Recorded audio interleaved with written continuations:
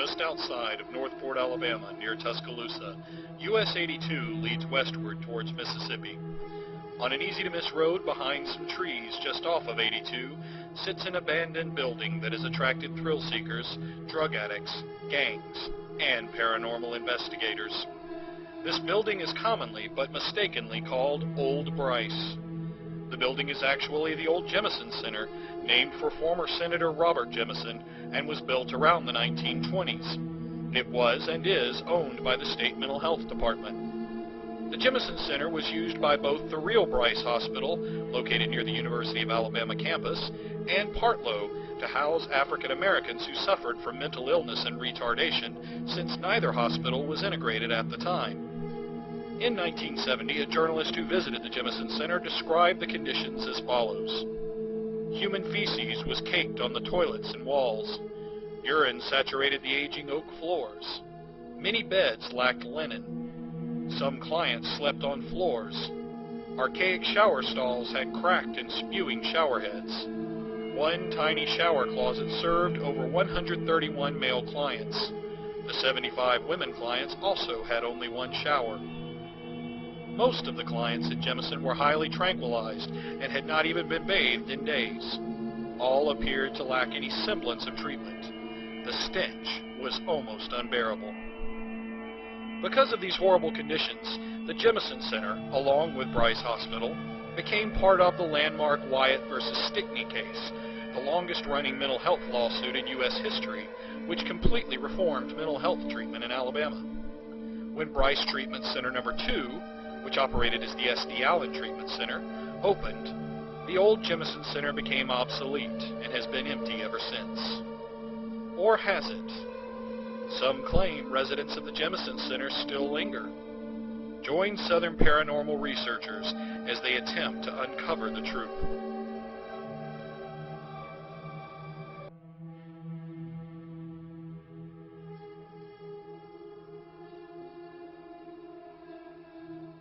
My name is Sean Sellers. I've been involved in the paranormal since I was a kid. It's something I feel like that I've always been led to do. My grandmother always taught me a lot about the spiritual world, and growing up near Huntington College and my friends that's involved in the Southern Paranormal Researchers was something we've always done, and it's something that we've carried over as grown men and continue to do today.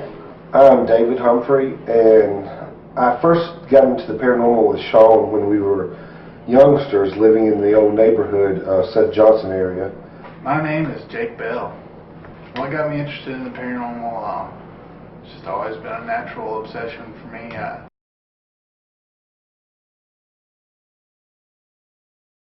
My first experience there was actually, I was taking some photographs, and so much of my investigation I go off fields, and a lot of times I can get a feeling and know what direction to go with the investigation. And I actually took some photographs, and when I turned a few feet away, there was a large 6-foot black shadowy figure there, and it was standing right there. I looked at it, and it actually startled me to the point that I did scream out, and some of my investigators heard it from the outside, and it actually turned to move away from me and faded out. The investigation was phenomenal.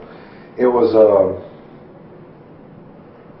like walking into the tiger's den of paranormal. At the first investigation, there was trash beds, box springs, and still some of the paperwork and patients' folders in the office part of the front building. That same evening was similar to what we had the second time. We'd hear someone above us running back and forth in the hallways. There was no one else in the building. We've all seen the same shadowy figure up on the second floor go down the hallway and take a sharp left, and we chased it. We actually at one point thought it was a person up there, and it was not. We've had things move about, catching shadows, hearing noise, hearing the call buttons go off, just numerous things throughout that entire building. It felt like you were always being watched. There was definitely cold spikes throughout the building. The EMF detector went off a couple of times. The first trip on the second floor, where me, Sean, and Greg and a couple of us actually thought there was a male subject on the second floor. 6'3", probably 300 pounds, at least 300 pounds. big black mass. We cordored him down to a 4-way corridor into a room, and the room stopped. And he just disappeared.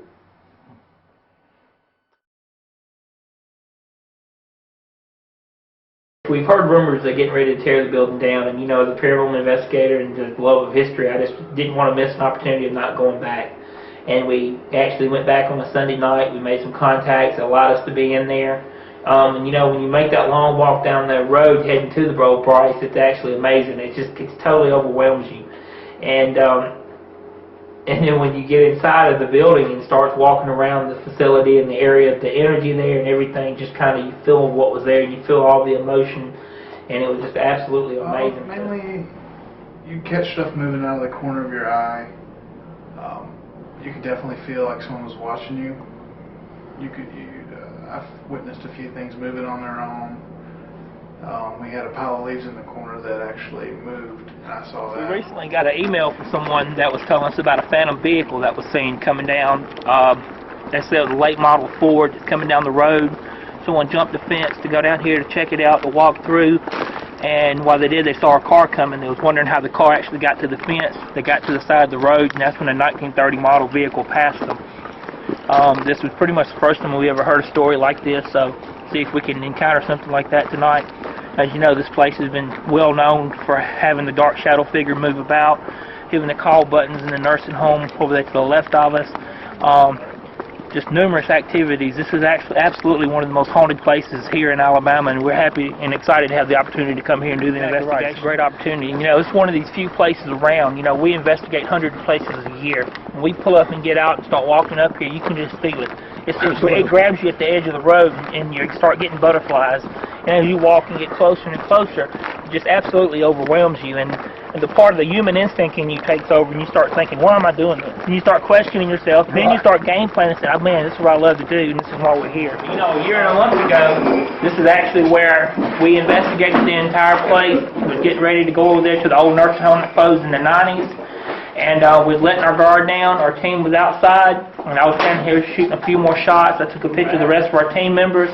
Then the next thing I know, the entity was standing right here in this doorway, and I was about where James is at filming when I had my encounter. And I ran from about here to where the check-in station is, and that's when Greg and Hump and the rest of the team met me to see what was going on. And it was one of the first times it's really terrified me and shook me doing this type of investigation. The anticipation and the full throttleness of going into the investigation. At night, you're walking in a half a mile before you get to this mammoth building. It's a little intimidating to see this building at night. No power, there's no lights, just you, flashlight, and opportunity. This trip, a lot of shadow figures. I felt a heaviness that we was being watched. They were getting closer and closer this time. It seemed like the air in the room had just stopped. Like time had stopped, the air in the room had stopped. You were just like suspended in time a few times. Then you would feel these people that were completely surrounding you, watching you. No, I called him. Oh, you called him? Well, actually what happened, the same figure that scared me, Greg, David, and James actually saw the same figure right here in this hallway, and they pursued it on foot all the way down to the end of the hallway. It was the exact same thing, a black, dark, shadowy figure, over 6 foot tall, moved about as a human, never faded away, couldn't see through it, and it actually ran from us, and we could hear it throughout the night playing games with us, tapping on the wall, which we're going to try to make contact with that being too later on in the night. Let's K2 meter down just on the floor and see if we can get anything to trip it. It's a very sensitive EMF detector, basically.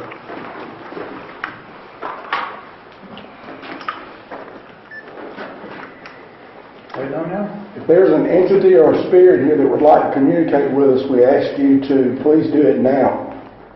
We're not here to harm you in any way or belittle you. We just want to know that you're here. So if you could give us some kind of sign that you are here, it would be greatly appreciated.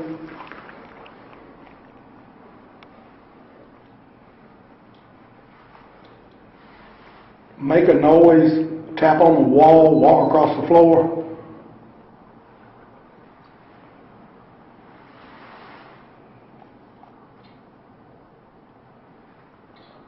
Even if people usually can't hear you, we have some very sophisticated equipment that I'm sure you know nothing about. But I promise you, if you'll make an effort, we will be able to detect your presence. You know, I'm going to say it since we're documenting everything, since we're linked for a video. The feeling I'm getting, and I'm wondering who should tell Greg, is like I want to get him like on the steps. You know? That's what? Like he's going to get Greg on the steps. Why Greg that?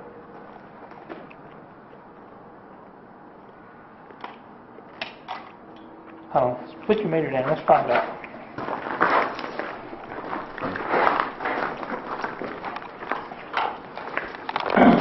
Let's just we're going to do it right.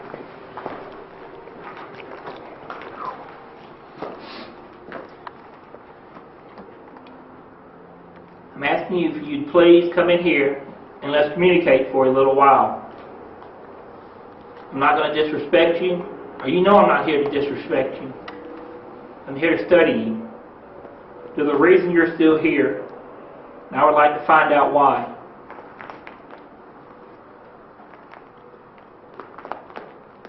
There's a reason you put that in my head about Greg. And if you're here with us, I would like for you to make a sign so the other guys that are here can validate that you're here with us. I ask that you either make a noise, focus your energy on our meter that will make it spike, or touch one of us. I want you to validate your presence for the rest of the people for documentation.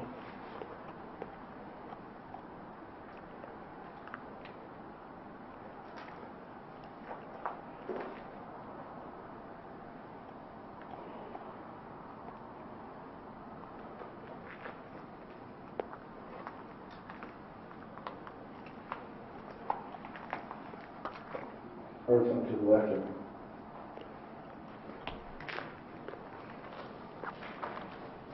Get ready. I'm going to try to pull. Did you hear that? I'm trying to pull him in, all Is right? that those leaves moving? Yeah. Yeah. So that was him. I think I just got it on film too.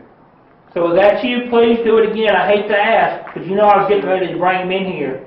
You just did it. Did he? Right as you started asking me. Is there any breeze over there? Sean?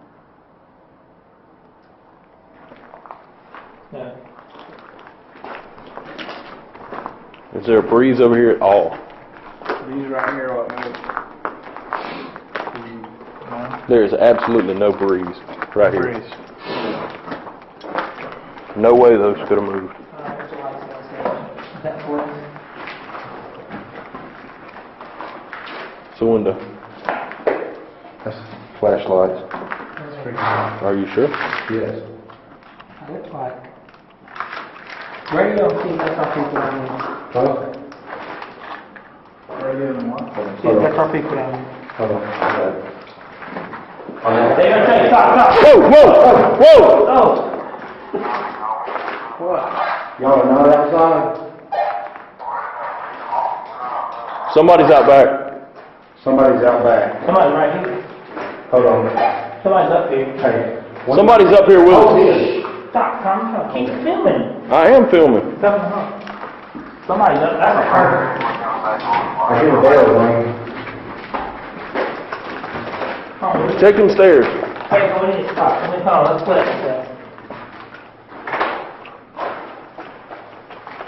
Show me, come down this way. Somebody took a blow at me. They're right here. This goes to the outside. This is what he did.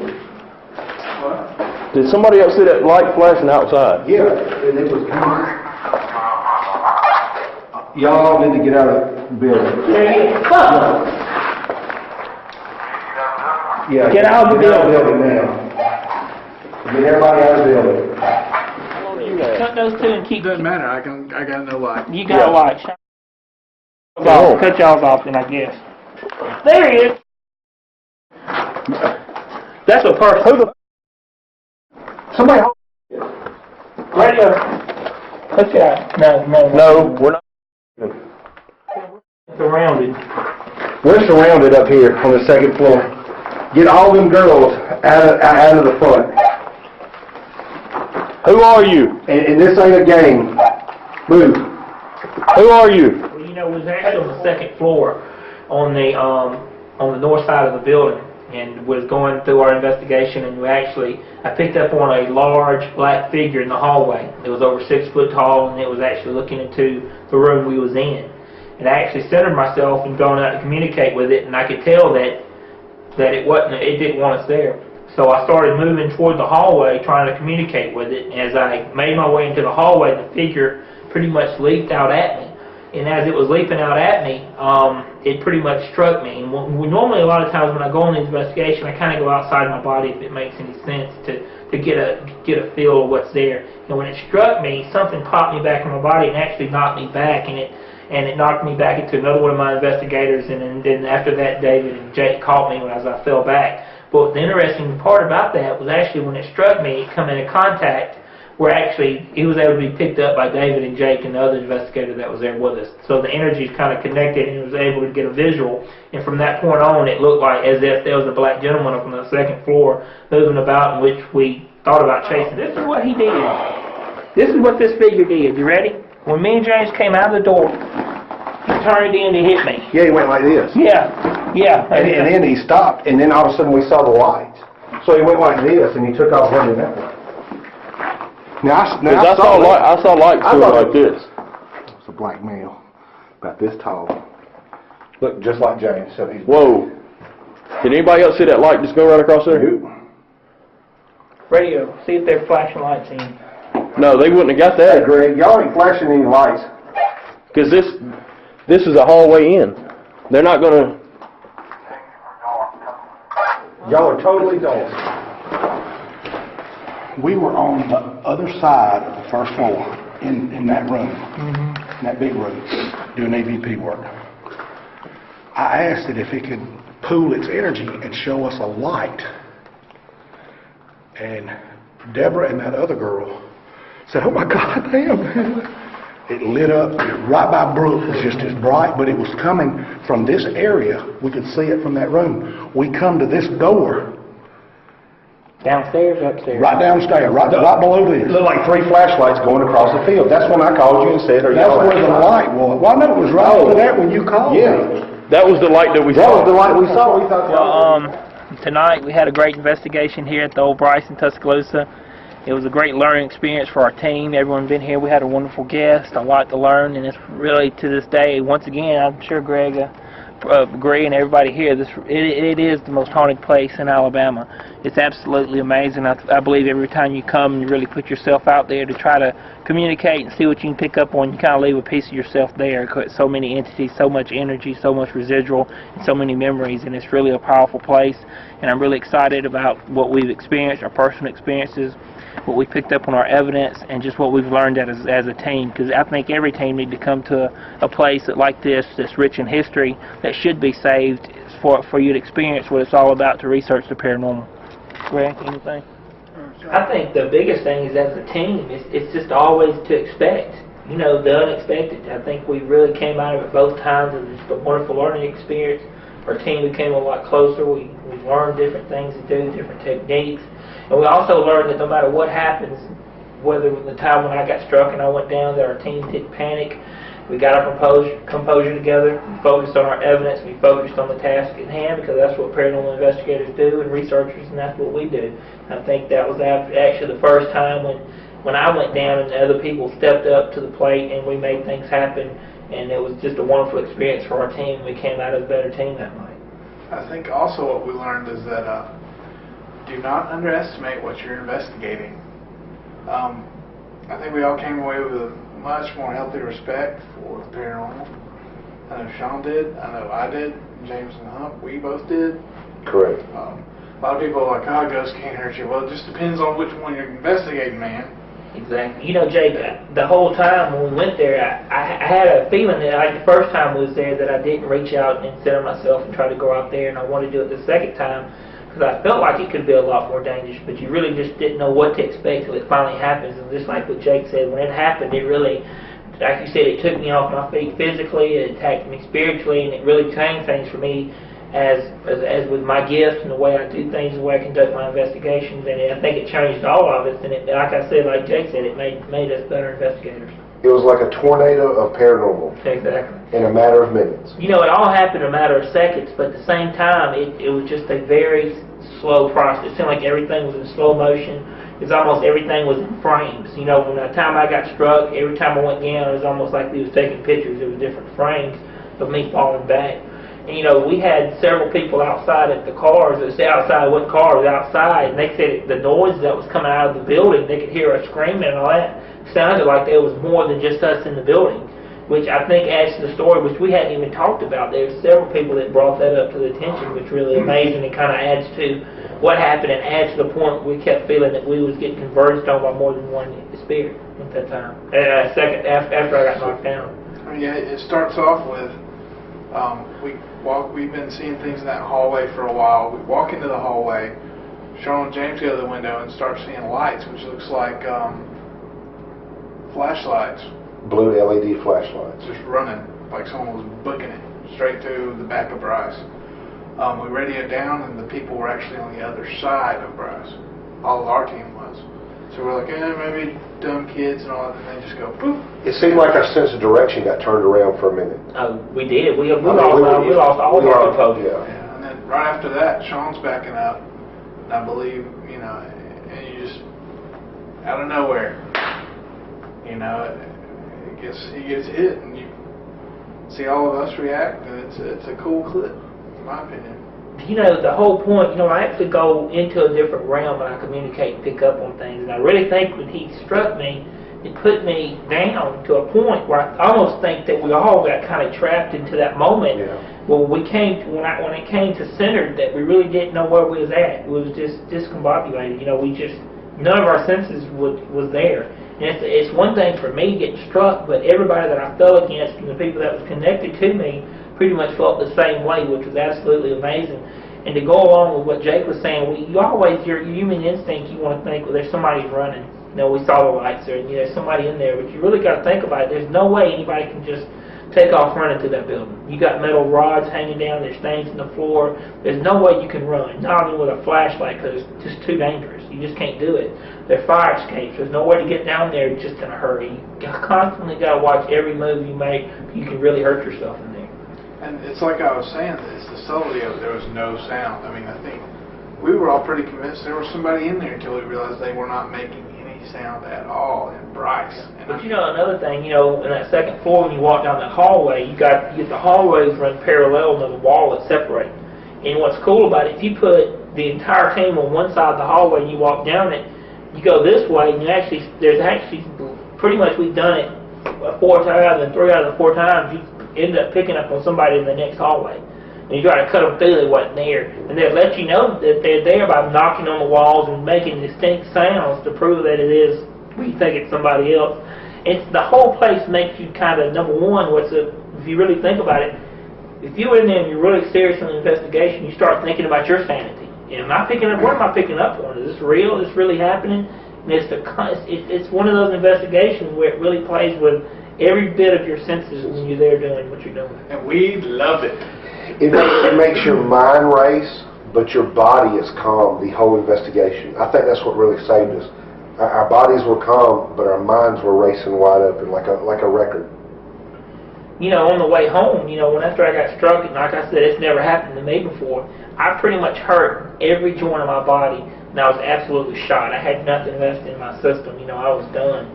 After we finally made our way outside, and we took a break and went back in one more time with the group that was outside, wanted to just get a touch of what we had experienced. I just didn't have nothing left to give. I was done. I think pretty much our entire team, the group that was up there, was pretty much spent at that time. Well, I think we forget about this. Remember, Greg got hit on the back in the stairway. Yeah.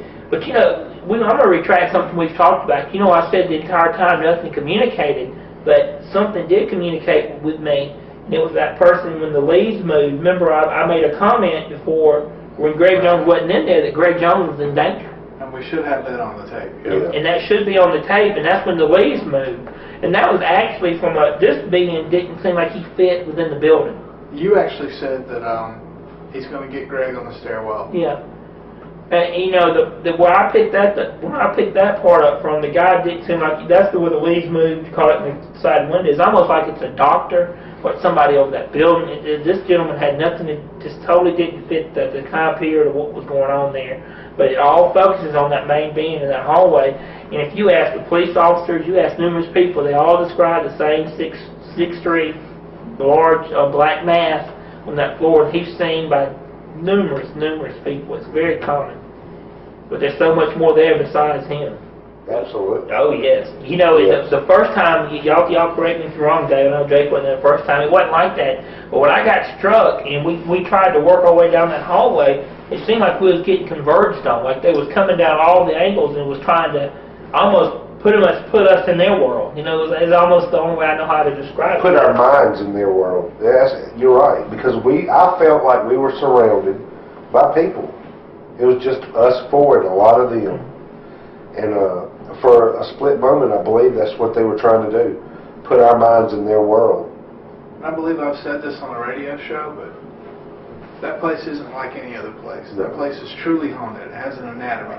There's a brain, there's a heart, you know, there's an anatomy to that place. It has a central source for all of it. And stemming from that, you have all these, I don't know to call them trapped souls. I don't know if maybe it's some sort of controlled residual, but it's not like in every other place where you have ghosts and they don't really interact with each other. They're all on different levels. All of them are on the same level at Bryce. They all kind of work as one. It's like a big paranormal sale. Yeah, whenever something happens, like when Sean got hit, they all knew to come right there. I mean, that just does not happen. Ever. Hardly anywhere It's else. like a shark feeding. You know, it's never happened. And even my teachings, what I was taught, anything like that is unbelievable. And you know, it's almost like that building is holding these people's spirit. They're in that building and they kind of trapped there. That's them. You know, they was institutionalized. That's where they were. They was mentally ill. When they passed over, they stayed right there. Almost like something kept them in there. You know, and they're free to roam. And when I got struck and was in that hallway, they all was just like right there. Just like, it's almost like you was in a pond, you throw some bread in, you're trying to feed the little fish, and the fish comes up together. That's exactly how it was, and I guess the best way I can describe it. Everything was different. It was just like you was in the hospital and you was picturing these people come up towards you. And just like anything else that has an anatomy, I mean, you can get sick and that building's sick. Yeah. That building is mentally ill. Not just the spirits there, the building itself is an entity, and it's not well. You know, it's one of those few places, I think, in the world that really needs to be saved and really need to be some serious research. I think there should be a grant. Anybody in our field of research really need to take the time and really try to learn from this building, because there's so much to learn there. You know, just think what we've learned the 2 times we've been there. And you can bring any team in you want to, and I guarantee you they'll come out with something with a learning experience if you're serious about our field of research that we're in, as we all are.